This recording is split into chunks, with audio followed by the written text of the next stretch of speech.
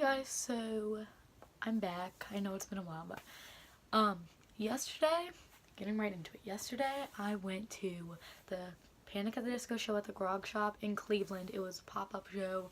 They just announced it the day before, and it was in a tiny, tiny, tiny place. I've been there before for HAR, and there's capacity of 400 in there. 400, and where we last saw them, I'm pretty sure the capacity was like 10,000 maybe. So that's like really amazing that I had the chance to go and actually get in. I don't know how it happened, but yeah. So I'm just gonna go through the story, and I'm gonna, all the rumors I'm seeing on Instagram and like all the kind of stuff that isn't true, I'm gonna be like saying what's true and what isn't.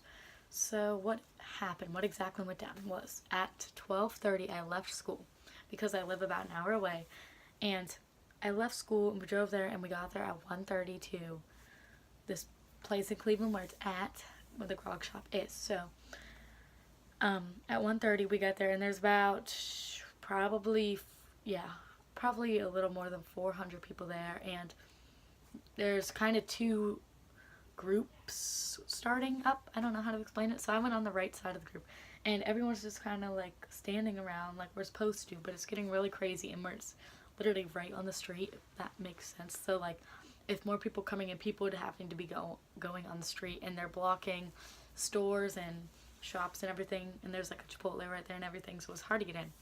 So it was about 2. So and then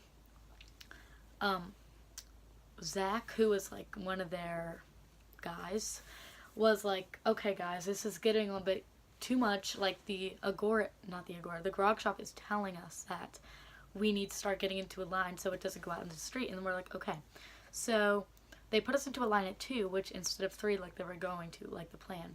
So, and yes, this was Zach telling us, this was not employees. People are saying it was the employees of the place, which it wasn't. So just everyone end that rumor.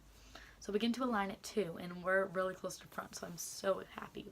We're about like 70th people in line, me, my dad, and my brother, and we are just so happy. We are freaking out. So this is kind of where the time I'm kind of like forgetting.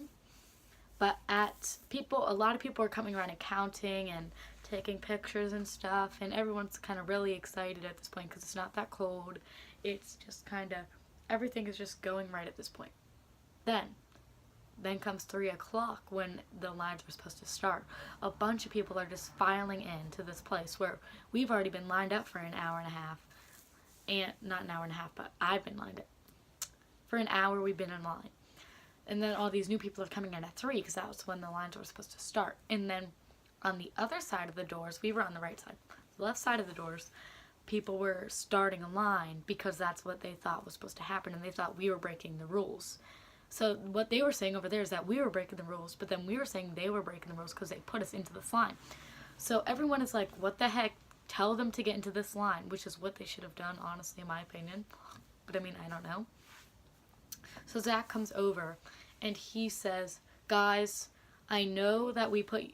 No, he didn't even say exactly what he said is, well, technically, it is 3 o'clock, and the lines were supposed to start at 3, so I guess they followed the rules.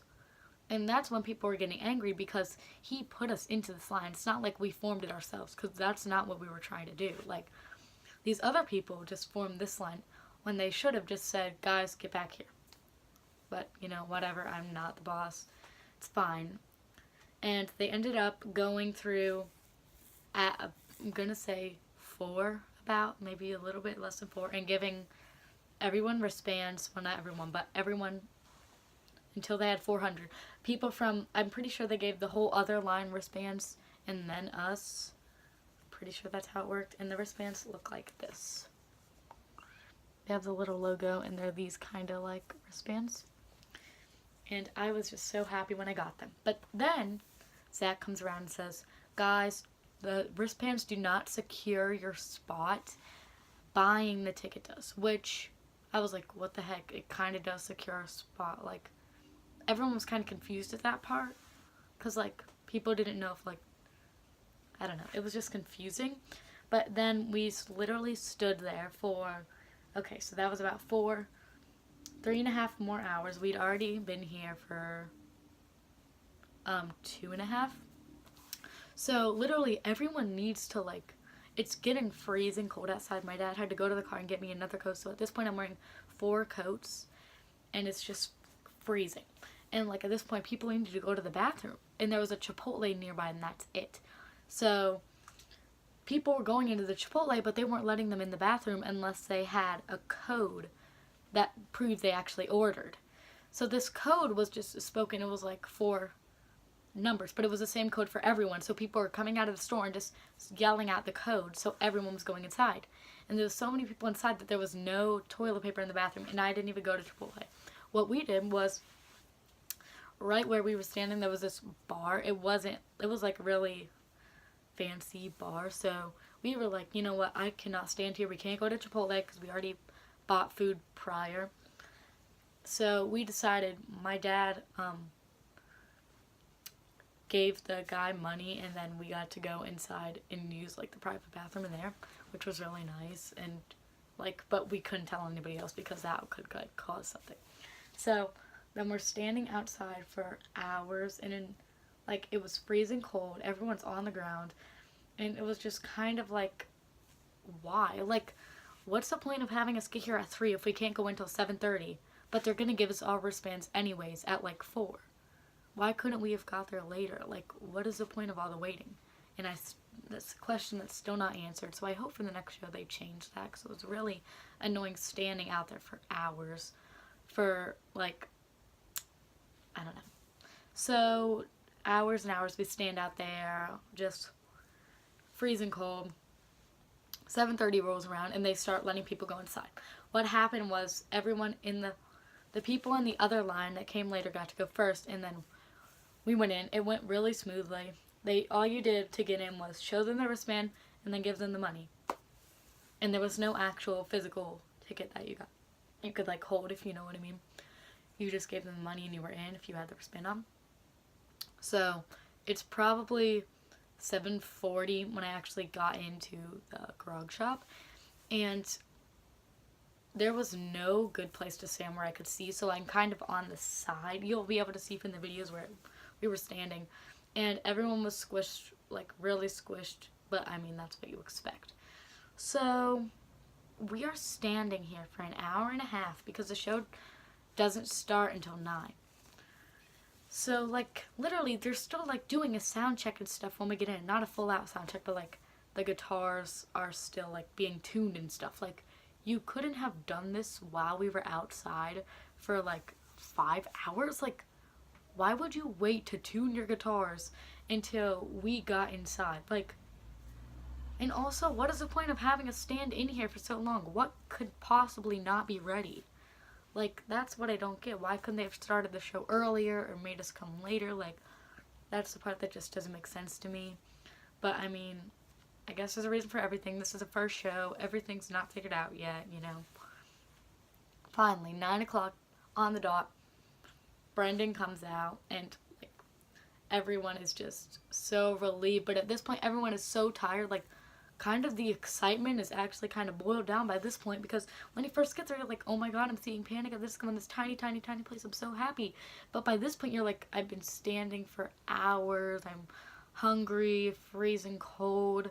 I mean, it was hot in there, but like, you know, and like the bathrooms were really hard to get to, and like it was just kind of, I mean, obviously it was worth it, but like it was also kind of like, why?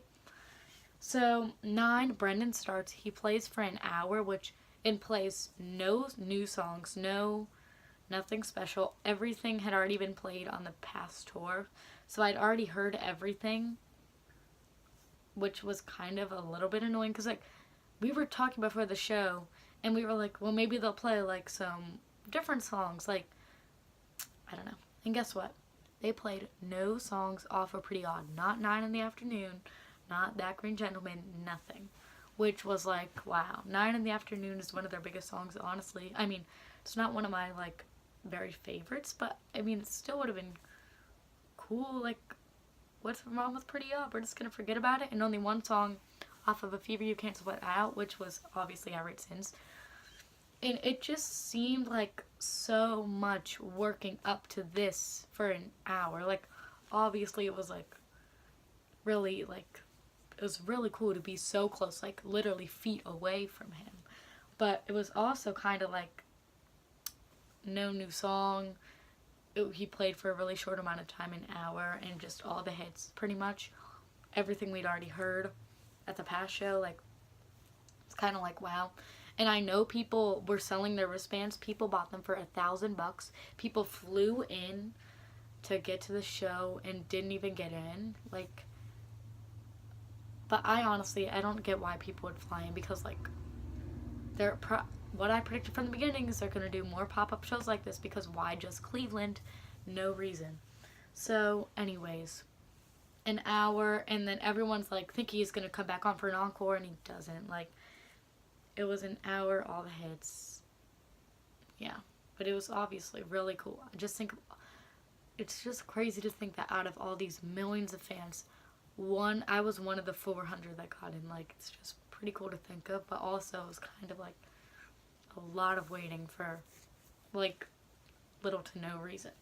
So anyways, as we're leaving, they have like people dressed as nuns. Like, they were literally kids. Like, they look like they could be like a little bit older than me, not even college age, dressed as nuns, and they gave these papers out. So on this side it says pray for the wicked, and then it says worship Wednesday 2 p.m. Eastern time. So I'm 99% sure they're bringing out a new album. And then it says pray for the wicked 3/21/18, and then Asbury Park, New Jersey. So they're obviously going to play more shows, like, because why else would they say that? And then we also got the shirt, which looks like this, the logo, I don't know why I said that. It looks like that, and then the back has all these, it has like these white scribbles, and then it says Cleveland Grog Shop, and then it has like all those scribbled out, and then it says like the Pray for the Wicked, Panic at the Disco.